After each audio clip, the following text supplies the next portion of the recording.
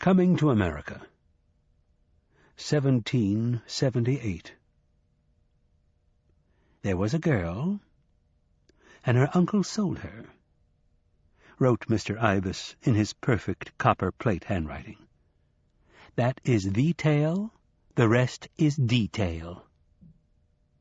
There are accounts which, if we open our hearts to them, will cut us too deeply. Look, here is a good man, good by his own lights and the lights of his friends. He is faithful and true to his wife. He adores and lavishes attention on his little children. He cares about his country. He does his job punctiliously, as best he can. So, efficiently and good-naturedly, he exterminates Jews. He appreciates the music that plays in the background to pacify them. He advises the Jews not to forget their identification numbers as they go into the showers. Many people, he tells them, forget their numbers and take the wrong clothes when they come out of the showers. This calms the Jews. There will be life, they assure themselves, after the showers. Our man supervises the detail taking the bodies to the ovens, and if there is anything he feels bad about, it is that he still allows the gassing of vermin to affect him. Were he a truly good man, he knows, he would feel nothing but joy as the earth is cleansed of its pests. There was a girl, and her uncle sold her. Put like that, it seems so simple. No man, proclaimed Donne, is an island, and he was wrong.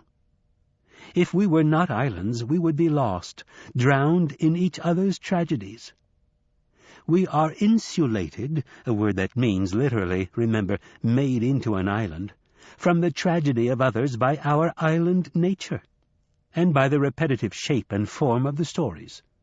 The shape does not change.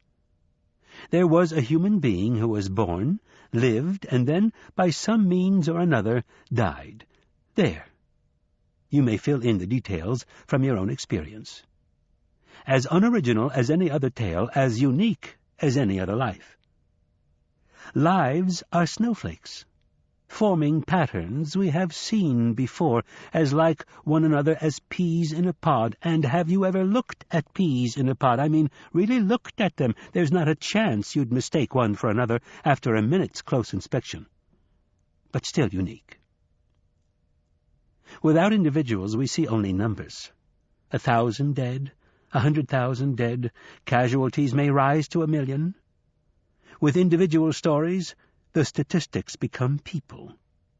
But even that is a lie, for the people continue to suffer in numbers that themselves are numbing and meaningless. Look, see the child's swollen belly, and the flies that crawl at the corners of his eyes, his skeletal limbs. Will it make it easier for you to know his name, his age, his dreams, his fears? To see him from the inside? And if it does, are we not doing a disservice to his sister, who lies in the searing dust beside him, a distorted, distended caricature of a human child? And there, if we feel for them, are they now more important to us than 1,000 other children touched by the same famine, 1,000 other young lives who will soon be food for the flies' own myriad squirming children? We draw our lines around these moments of pain, and remain upon our islands, and they cannot hurt us. They are covered with a smooth, safe, nacreous layer to let them slip pearl-like from our souls without real pain. Fiction allows us to slide into these other heads, these other places, and look out through other eyes. And then in the tale we stop before we die, or we die vicariously and unharmed, and in the world beyond the tale we turn the page, or close the book, and we resume our lives. A life which is, like any other, unlike any other. And the simple truth is this: there was a girl, and her uncle sold her.